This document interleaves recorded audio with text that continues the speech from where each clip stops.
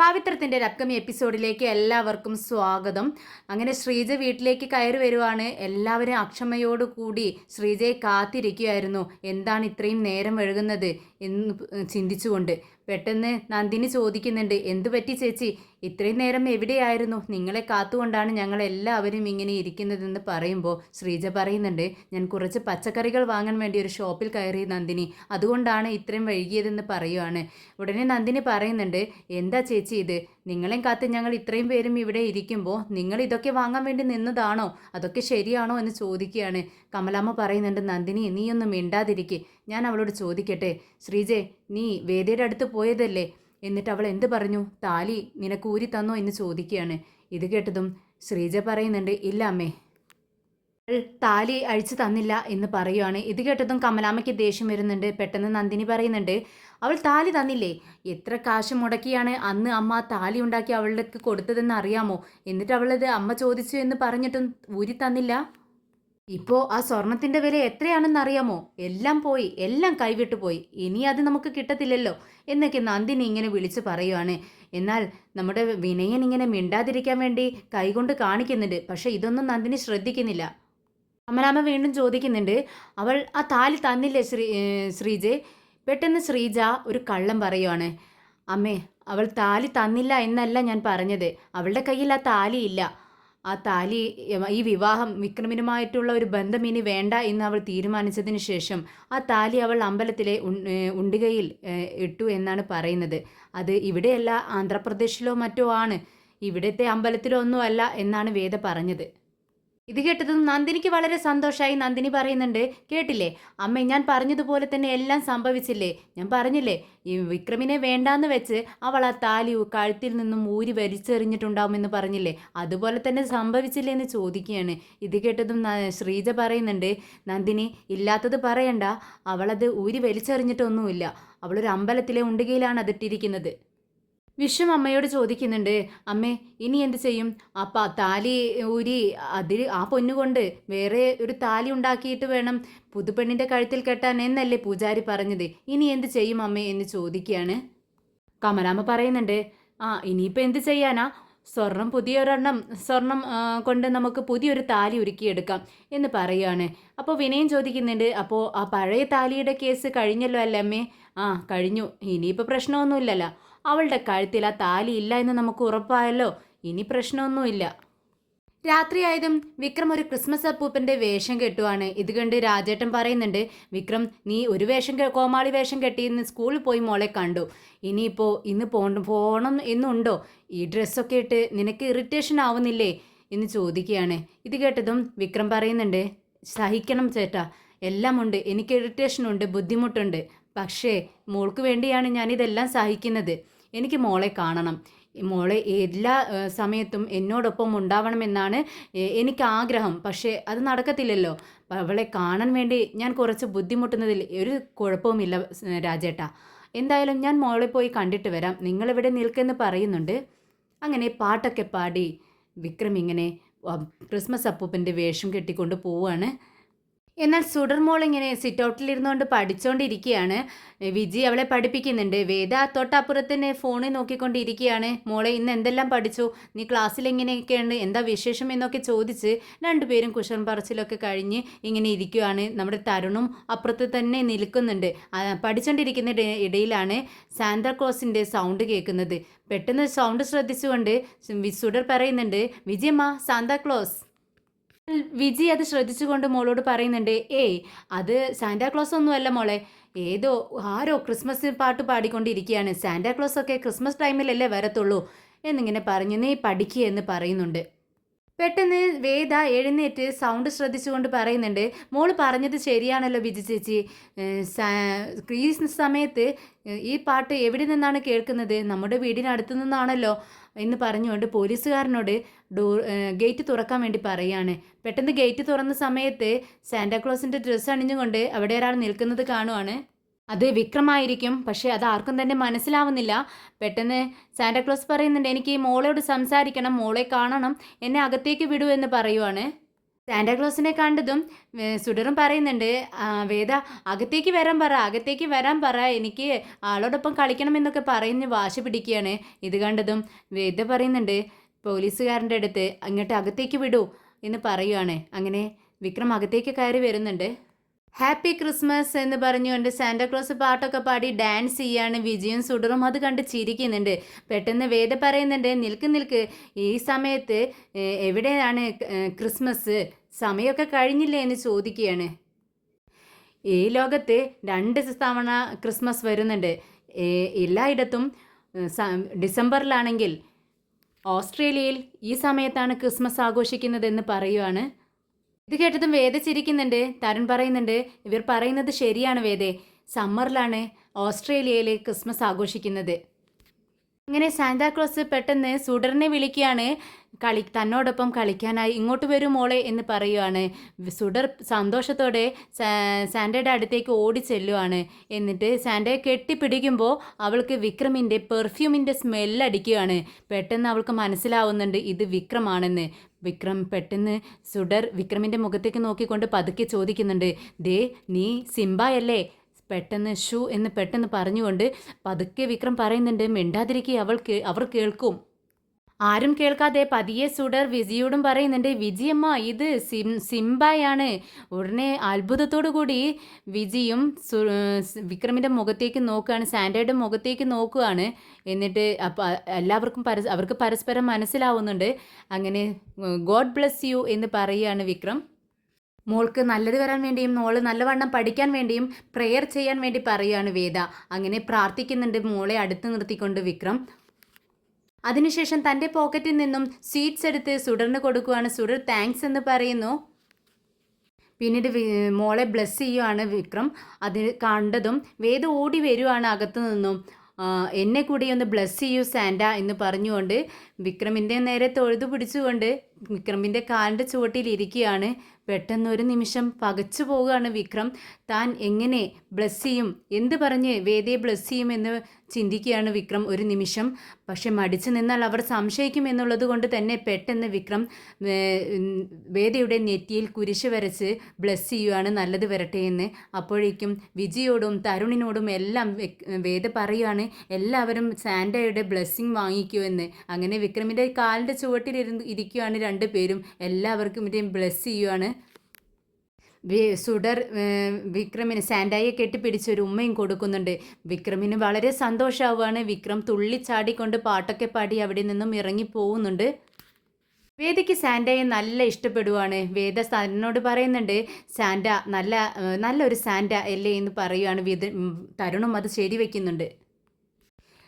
വിക്രമും ഫ്രണ്ട്സും പുറത്ത് ഒരു ചായക്കടയിൽ നിന്ന് ചായ കുടിച്ചുകൊണ്ടിരിക്കുകയാണ്.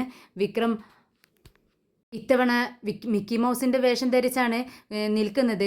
മുഖംമൂടി മാറ്റി വെച്ചിരിക്കുന്നു. അതുകൊണ്ട് തന്നെ കൺമണി അതിലെ വരുമ്പോൾ ഇത് ശ്രദ്ധിക്കുകയാണ്. കൺമണി വിക്രമിനെ കണ്ടതും മനസ്സിൽ ചിന്തിക്കുന്നുണ്ട്, എന്തിനാണ് ഈ മിക്കി മൗസിൻ്റെ വേഷം ധരിച്ചുകൊണ്ട് വിക്രം ഇവിടെ നിൽക്കുന്നത്? ഇവരുടെ പരിപാടി എന്താണ്? എന്തായാലും ഇതൊന്നും അറിയണമല്ലോ എന്ന് വിചാരിച്ചുകൊണ്ട് കുറച്ച് അടുത്ത് വിക്രമിൻ്റെയും കൂട്ടുകാരുടെയും അടുത്തേക്ക് ചെല്ലുന്നുണ്ട്. അവർ കാണാതെ മറഞ്ഞു നിൽക്കുവാണ്. എന്നിട്ട് ഇവർ സംസാരിക്കുന്നതെല്ലാം കേൾക്കുവാണ്. വിക്രമിനോട് രാജേട്ടൻ ചോദിക്കുന്നുണ്ട്, വിക്രം ഈ ഡ്രസ്സൊക്കെ ഇട്ട് നിൽക്കുമ്പോൾ ഒരുപാട് ഇറിറ്റേഷൻ വരുന്നില്ലേ, നിനക്ക് ബുദ്ധിമുട്ടാവുന്നില്ലേ, ഒരുപാട് വയർക്കില്ലേ എന്നൊക്കെ ചോദിക്കുകയാണ്. അപ്പോൾ വിക്രം പറയുന്നുണ്ട്, ഒരുപാട് ബുദ്ധിമുട്ടുണ്ട് രാജേട്ടാ, ഈ മുഖംമൂടി കൂടി ധരിച്ചതിന് ശേഷം നിൽക്കുമ്പോൾ എത്ര ബുദ്ധിമുട്ടാണെന്നറിയാമോ? ചൊറിച്ചിൽ വരും, വിയർക്കും, ഭയങ്കര ചൂടാണ്, സഹിക്കാൻ പറ്റത്തില്ല. പക്ഷേ ഞാനിതെല്ലാം സഹിക്കുന്നത് എന്തിനു വേണ്ടിയാണെന്ന് അറിയാമോ? മോൾക്ക് വേണ്ടിയാണ്, സുഡർമോളെ ഒന്ന് കാണാൻ വേണ്ടി മാത്രം ആഗ്രഹം കൊണ്ടാണെന്ന് പറയുകയാണ്. ഇത് കേട്ടതും കൺമണിക്ക് ദേഷ്യം വരുവാണ്. ഓഹോ, അപ്പോൾ ഈ ഡ്രസ്സും ധരിച്ചുകൊണ്ടാണ് സുഡറിനെ കാണാൻ പോകുന്നത്, അതിനു വേണ്ടിയാണ് ഇങ്ങനെയെല്ലാം ചെയ്യുന്നത്. എന്നാൽ അറിയേണ്ട കുട്ടൻ ചോദിക്കുന്നുണ്ട്, എന്തിനാ വിക്രമേട്ടാ ഇങ്ങനെ ഇത്രയും ബുദ്ധിമുട്ടി മോളെ കാണാൻ ശ്രമിക്കുന്നത്? വേദ ഇനി ഒരിക്കലും മോളെ കാണരുതെന്ന് പറഞ്ഞിട്ടല്ലേ പോലീസുകാരെ സെക്യൂരിറ്റിക്കായിട്ട് വെച്ചിരിക്കുന്നത്, മോളെ ശ്രദ്ധിക്കാനായിട്ട് വെച്ചിരിക്കുന്നത്. എന്നിട്ടും എന്തിനാ ഇത്രയും റിസ്ക് എടുത്ത് മോളെ കാണുന്നത് എന്ന് ചോദിക്കുകയാണ്. ഉടനെ വിക്രം പറയുന്നുണ്ട്, വേദ എന്ത് വേണമെങ്കിലും ചെയ്യട്ടെ, ഞാൻ മോളെ കണ്ടിരിക്കും, എനിക്ക് മോളെ കാണാതിരിക്കാൻ പറ്റില്ല എന്ന് പറയുന്നുണ്ട്. സ്കൂളിൽ നിന്ന് ബെല്ലടിക്കുന്ന സൗണ്ട് കേട്ടതും വിക്രം പെട്ടെന്ന് തന്നെ സ്കൂളിലെ അകത്തേക്ക് കയറി ചെല്ലുവാണ്. എന്നാൽ ഇത് കാണുന്ന കൺമണി ചിന്തിക്കുന്നുണ്ട്, എൻ്റെ കണ്ണിൽ നിന്നും നീ ഒന്നും മറക്കാൻ പറ്റത്തില്ല, നിനക്കൊന്നും മറച്ചു വെക്കാൻ പറ്റത്തില്ല വിക്രം. എന്നെ കൂടി അറിയിക്കാതെയല്ലേ നീ ഈ കളികളെല്ലാം കളിച്ചുകൊണ്ടിരിക്കുന്നത്, അതും സുടർമോളെ കാണാൻ വേണ്ടി. എന്തായാലും ഇതെല്ലാം ഞാൻ അറിഞ്ഞിരിക്കും, കണ്ടുപിടിച്ചിരിക്കും. എന്നാൽ സ്കൂൾ വിട്ടിട്ടും പുറത്തു പോകാതെ സിംബ വരുന്നതും കാത്ത് വിജിയും നമ്മുടെ മോളും അവിടെ കാത്തിരിക്കുകയാണ്. മിക്കി മൗസിൻ്റെ വേഷം ധരിച്ച ഒരാൾ വരുന്നത് കണ്ടതും വിജി മോളോട് പറയുന്നുണ്ട്, ദേ മോളെ, നിന്റെ സിംബ വരുന്നുണ്ട്. വിക്രം പെട്ടെന്ന് മോളുടെ അടുത്തേക്ക് ചെല്ലാണ്. മോളെ സന്തോഷത്തോടെ എടുത്ത് പൊക്കുന്നുണ്ട്. മോള് ചോദിക്കുന്നുണ്ട്, എന്താ സിംബ ഇത്രയും നേരം വൈകിയത്, കുറച്ച് സമയമായാലും ഞാൻ ഇവിടെ ഇരിക്കുന്നു എന്ന് പറയുവാണ്. ഉടനെ വിക്രം പറയുന്നുണ്ട്, മോളെ കുറച്ച് കുട്ടികളെല്ലാം പോവട്ടെ, രക്ഷിതാക്കളെല്ലാം പോയിട്ട് ഞാൻ വരാമെന്ന് വിചാരിച്ചിട്ടാണ് അവിടെ പുറത്ത് നിന്നത്. എന്നാൽ ഇതെല്ലാം ശ്രദ്ധിച്ചുകൊണ്ട് പോലീസുകാർ പുറത്ത് ഗേറ്റിനടുത്ത് തന്നെ നിൽപ്പുണ്ട്. അവർ അടുത്തേക്ക് വരികയാണ്. വിജയോട് ചോദിക്കുന്നുണ്ട്, മാഡം എന്തിനാണ് ഈ മിക്കി മൗസിൻ്റെ വേഷം ധരിച്ച് ഡെയിലി ഇയാൾ വരുന്നത്? ഇത് കേട്ടതും വിജി പെട്ടെന്നൊന്ന് പതറുന്നുണ്ടെങ്കിലും പെട്ടെന്ന് പറയുന്നുണ്ട്, അത് ഇയാളോട് ഞാൻ ഡെയിലി മോളോടൊപ്പം കളിക്കാൻ വേണ്ടി കുറച്ച് നേരം സമയം സ്പെൻഡ് ചെയ്യാൻ വേണ്ടി വരാൻ വേണ്ടി പറഞ്ഞതാണ്. നിങ്ങൾ പൊക്കോളൂ എന്ന് പറയുകയാണ്. ശരി മാഡം എന്ന് പറഞ്ഞ് 2 പോലീസുകാർ അങ്ങനെ അപ്പുറത്തേക്ക് പോകുന്നുണ്ട്. ടാറ്റ കൊടുക്കുന്നുണ്ട് സുഡറും വിക്രമും. അങ്ങനെ പതിവ് പോലെ മോളോടൊപ്പം വിക്രം കുറേ നേരം കളിക്കുകയാണ്. ഇതെല്ലാം കണ്ട് പുറത്തൊരാൾ നിൽപ്പുണ്ട്. നമ്മുടെ കൺമണി സ്കൂളിൻ്റെ മതിലിന് പുറത്ത് ഇതെല്ലാം കണ്ടുകൊണ്ട് നിൽക്കുകയാണ്. കണ്ടതും വളരെ ദേഷ്യത്തോടെ, അവൾക്ക് പക അടക്കാൻ കഴിയുന്നില്ല, മുഖമെല്ലാം ചുമന്ന് തുടുക്കുന്നുണ്ട്. അങ്ങനെ വിക്രമും സുഡറും കുറച്ച് നേരം കളിച്ച് ക്ഷീണിച്ച് വിജിയുടെ അടുത്തേക്ക് വരുന്നുണ്ട്. എന്നിട്ട് മോളോട് പറയുന്നുണ്ട്, മോളെ ഇനി ശരി ഇപ്പോൾ പോയിക്കോ, നേരം വൈകിയാൽ വേദ വഴക്ക് പറയും. എന്തായാലും ഇനി സിംബ നാളെ വരാമെന്ന് പറയുകയാണ്. നാളെ എന്തായാലും വരുമല്ലോ എന്ന് സുഡർ ചോദിക്കുന്നുണ്ട്. മസ്റ്റായിട്ടും വന്നിരിക്കും, എന്നും നമ്മൾ കാണുമെന്ന് പറയുകയാണ്. അങ്ങനെ എല്ലാവരും പുറത്തേക്ക് പോവാണ്. എന്നാൽ ഇതേ സമയം ഇതെല്ലാം കണ്ടുകൊണ്ടിരിക്കുന്ന കൺമണി മനസ്സിൽ ചിന്തിക്കുന്നുണ്ട്, ഇനി എന്നും ഇത് തന്നെ തുടരാനാണോ വിക്രം നിന്റെ ഭാവം? ആരും കാണാതെ മോളെ കാണുക, ഇതായിരിക്കും നിന്റെ ലക്ഷ്യമല്ലേ? എന്തായാലും ഞാനിത് അവസാനിപ്പിച്ചിരിക്കും എന്നിങ്ങനെ മനസ്സിൽ ചിന്തിക്കുന്നുണ്ട് കൺമണി. പിറ്റേ ദിവസം രാവിലെ തന്നെ കൺമണിയും വിക്രമും ഷോപ്പിലെത്തുവാണ് ഡ്രസ്സ് എടുക്കാനായി, വിവാഹത്തിനുള്ള ഡ്രസ്സുകൾ എടുക്കാനായി. വിക്രമിൻ്റെ വീട്ടിൽ നിന്നും ആരെയും കാണാത്തത് കൊണ്ട് തന്നെ കൺമണി ഇങ്ങനെ ആകെ അക്ഷമയോട് കൂടി കാത്തു നിൽക്കുകയാണ്. പെട്ടെന്ന് ശ്രീജയും വിശ്വവും അങ്ങോട്ടേക്ക് വരുന്നുണ്ട്. കൺമണി ചോദിക്കുന്നുണ്ട്, അല്ല ഇത്രയും നേരം നിങ്ങൾ എവിടെയായിരുന്നു, മറ്റുള്ളവരൊക്കെ എവിടെ, എന്താ അമ്മ വന്നില്ലേ എന്ന് ചോദിക്കുകയാണ്. ഉടനെ ശ്രീജ പറയുന്നുണ്ട്, അമ്മ വരും, നീ ഇങ്ങനെ എന്താ കാണാത്തതെന്ന് പറഞ്ഞ് വിളിച്ചുകൊണ്ടിരിക്കുന്നത് കാരണമാണ് ഞാൻ ചേട്ടനെ പിടിച്ചുകൊണ്ട് പെട്ടെന്ന് ഇങ്ങോട്ടേക്ക് വന്നത്. നമ്മുടെ നന്ദിനിയും വിനയനും അമ്മയും കൂട്ടിക്കൊണ്ട് വരാമെന്ന് പറഞ്ഞിട്ടുണ്ട്, നമുക്ക് ഡ്രസ്സ് എടുക്കാമെന്ന് പറയുകയാണ്. ആ ശരി, അല്ല എന്തിനാ ചേച്ചി എന്നെ കൂടി ബുദ്ധിമുട്ടിക്കുന്നത്, ഡ്രസ്സ് എടുക്കുന്നത് നിങ്ങൾക്ക് എടുത്താൽ പോരാമായിരുന്നോ എന്നിങ്ങനെ വിക്രം ചോദിക്കുകയാണ്. എന്നാൽ കല്യാണത്തിനുള്ള പുടവ എടുക്കുമ്പോൾ അത് പെൺവീട്ടുകാരും ചെറുക്കൻ വീട്ടുകാരും ഒരുമിച്ചല്ലേ എടുക്കേണ്ടത്, അങ്ങനെയല്ലേ ചില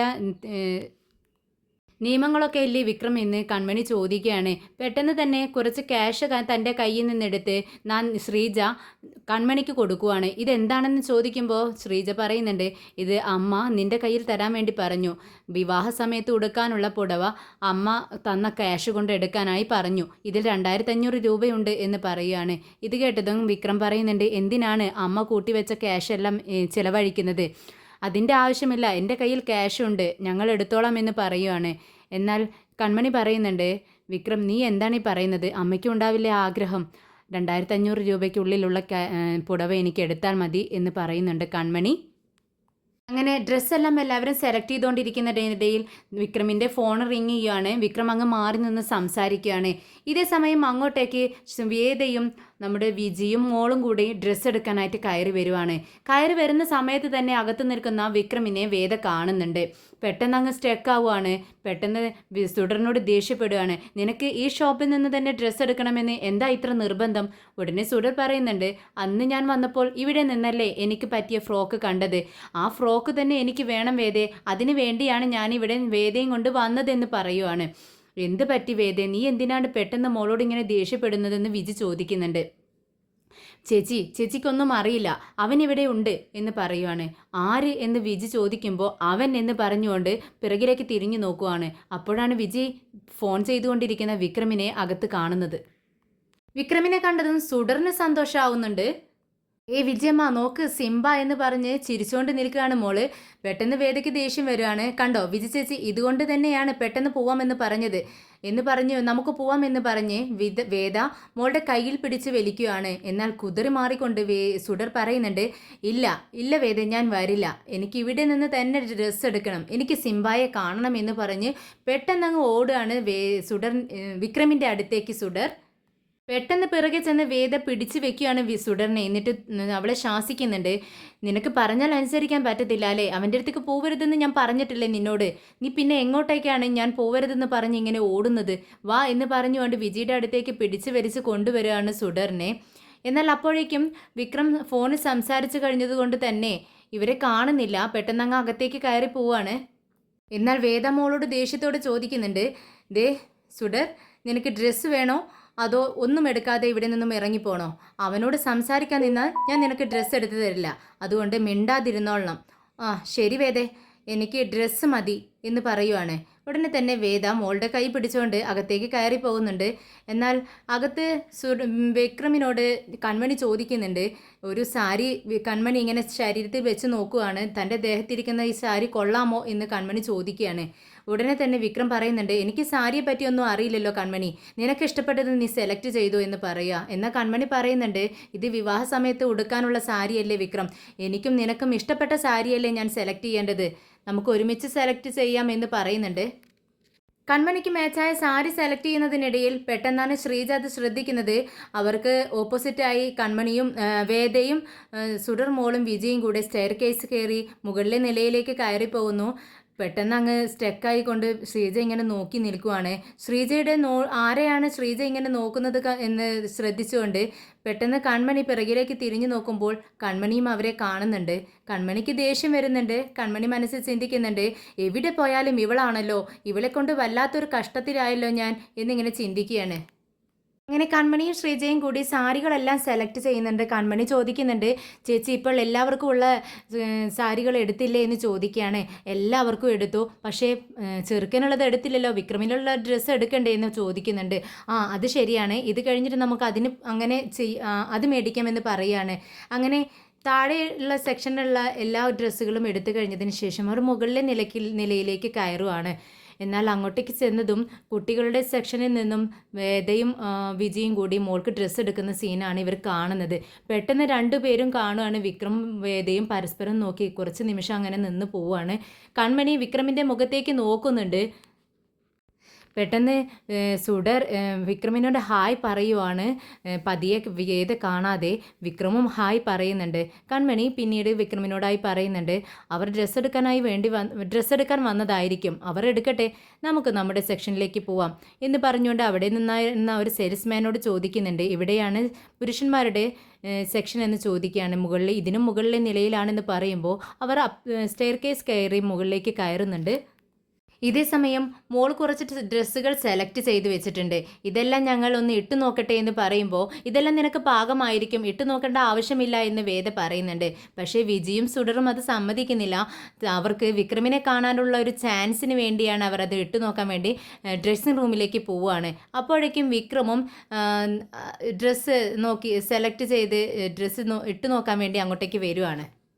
അപ്പോഴാണ് വിജിയും സുഡറും അവിടെ കാത്തു നിൽക്കുന്നത് വിക്രം കാണുന്നത്. തൻ്റെ കയ്യിലെ ഷർട്ട് അവിടെ വെച്ചതിന് ശേഷം മോളെ എന്ന് വിളിച്ചുകൊണ്ട് സുഡറിൻ്റെ അടുത്തേക്ക് ഓടി ചെല്ലുവാണ്. പെട്ടെന്ന് വിക്രം സുഡറിനെ എടുത്ത് പോക്കുന്നുണ്ട്. എന്നിട്ട് സുഡറിനോട് ചോദിക്കുന്നുണ്ട്, നിനക്ക് സുഖമല്ലേ? എനിക്ക് സുഖമാണ് സിംബ, ഇനി നമ്മൾ കാണില്ലേ, ഇനി ഒരിക്കലും നമ്മൾ ഇടയ്ക്കിടയ്ക്ക് കാണാൻ പറ്റത്തില്ലേ എന്ന് ചോദിക്കുകയാണ്. ഉടനെ തന്നെ വിക്രം പറയുന്നുണ്ട്, അറിയില്ല മോളെ, എനിക്ക് പറയാൻ പറ്റുന്നില്ല എപ്പോഴൊക്കെ നമുക്ക് കാണാമെന്ന്, നീ സുഖമായിട്ടിരിക്കണം, അതാണ് എൻ്റെ ആഗ്രഹമെന്ന് പറയുകയാണ്. ഉടനെ സുഡർ പറയുന്നുണ്ട്, ഇല്ല സിംബ, എനിക്ക് നിന്നെ ഇടയ്ക്കിടയ്ക്ക് കാണണം, എന്നും കാണണം സിംബ, എവിടെയായിരുന്നാലും ഞാൻ നിന്നെ കാണാൻ വരും, നീ എൻ്റെ ജീവനല്ലേ എന്ന് വിക്രം ചോദിക്കുമ്പോൾ മോളിപ്പോൾ തിരിച്ചു ചോദിക്കുന്നുണ്ട്, സിംബ നീ കൺമണിയെ വിവാഹം കഴിക്കാൻ പോവുകയാണോ? അതെ, ഞാൻ കൺമണിയെ വിവാഹം കഴിക്കാൻ പോവുകയാണെന്ന് വിക്രം സമ്മതിക്കുന്നുണ്ട്. നീ കല്യാണം കഴിക്കുന്നതാണ് നല്ലതെന്ന് എന്നോട് കൺമണി പറഞ്ഞു എന്ന് സുഡർ പറയുവാണ്. പെട്ടെന്ന് ഞെട്ടുന്നുണ്ട് വിക്രം. എന്നിട്ട് ചോദിക്കുന്നുണ്ട്, കൺമണി നിന്നോട് പറഞ്ഞോ? ആ, കുറച്ച് നാൾ മുന്നേ കൺമണി എന്നോട് പറഞ്ഞു നീ വിവാഹം കഴിക്കുന്നതാണ് നല്ലതെന്ന്. കൺമണി പറഞ്ഞത് സത്യമാണോ? വിവാഹം കഴിച്ചു കഴിഞ്ഞാൽ നീ മാറുമോ? നിനക്കതാണോ നല്ലതെന്ന് സുഡർ ചോദിക്കുകയാണ്. എനിക്കറിയില്ല മോളെ എന്ന് വിക്രം പറയുന്നുണ്ട്. അപ്പോഴേക്കും വിജയെയും മോളെയും കാണാത്തത് കൊണ്ട് തന്നെ നമ്മുടെ വേദ അങ്ങോട്ടേക്ക് തിരഞ്ഞു വരുവാണ്. പെട്ടെന്ന് സുഡർ സുഡർ എന്നുള്ള വിളി വേദയുടെ വിളി കേട്ട് വിക്രം അങ്ങ് ട്രയൽ റൂമിലേക്ക് കയറുവാണ്. വേദ വന്നതും വിജിയും സുഡറും ഇങ്ങനെ നിൽക്കുന്നത് കണ്ടിട്ട് ചോദിക്കുന്നുണ്ട്, അല്ല നിങ്ങൾ ഇതുവരെ ട്രയൽ റൂമിൽ കയറിയില്ലേ? ഒന്നും നോക്കിയില്ലേ എന്ന് ചോദിക്കുകയാണ്. ഇല്ല, അവിടെ ആളുണ്ട് വേദ എന്ന് പറയുകയാണ്. എങ്കിൽ സമയമില്ല, നമുക്ക് വീട്ടിൽ ചെന്നിട്ട് നോക്കാം എന്ന് പറഞ്ഞുകൊണ്ട് മോളെയും പിടിച്ചുകൊണ്ട് വേദ അങ്ങ് പുറത്തേക്ക് നടക്കുവാണ്. എന്നാൽ പെട്ടെന്ന് അവരങ്ങ് പോയതും ട്രയൽ റൂമിൽ നിന്നും വിക്രം ഇറങ്ങി വരുവാണ്. എന്നിട്ട് സുഡർ എങ്ങോട്ടേക്ക് പോയി എന്ന് നോക്കിക്കൊണ്ട് വരുന്ന സമയത്താണ് അവിടെ കൺമണി നിൽക്കുന്നത്. തൻ്റെ കയ്യിലുണ്ടായിരുന്ന ഷർട്ട് കൺമണിയുടെ കയ്യിൽ വെച്ചുകൊണ്ട് സുഡർ പോയ വഴിയെ വിക്രം അങ്ങ് നടന്നു പോവുകയാണ്. എന്നാൽ ഇത് കണ്ടതും കൺമണിക്ക് ദേഷ്യം വരുന്നുണ്ട്. കൺമണി മനസ്സ് ചിന്തിക്കുന്നുണ്ട്, വിവാഹം കഴിഞ്ഞതും ഇവർ തമ്മിലുള്ള ബന്ധം ആദ്യം കട്ട് ചെയ്യണം, അതായിരിക്കും എൻ്റെ ലക്ഷ്യം.